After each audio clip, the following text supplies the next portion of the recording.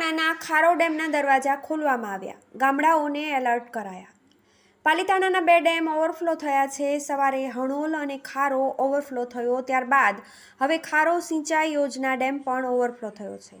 ઉપરવાસમાં પડેલા વરસાદને લઈને ડેમ ઓવરફ્લો થયો છે, જેને લઈને તંત્ર દ્વારા 3 ગેટ ખોલવામાં આવ્યા છે। ખારો ડેમના 3 ગેટ 1 ફૂટ ખોલવામાં આવ્યા છે અને 504 ક્યુસેક પાણી છોડવામાં આવી રહ્યું છે। ત્યારે 504 ક્યુસેક પાણીની આવક છે અને 504 પાણી છોડવામાં આવી રહ્યું છે। ત્યારે નીચાણવાળા ગામોના વિસ્તાર, મોટી પાણીયાળી સહિતના ગામડાઓના લોકોને નદીના પટમાં અવરજવર ન કરવા તાકીદ કરવામાં આવ્યા છે। ત્યારે ડેમ ઓવરફ્લો થતાં ખેડૂતોમાં ખુશીની લાગણી જોવા મળી રહી છે। શાશ્વત ગુજરાત, પાલીતાણા ન્યૂઝ।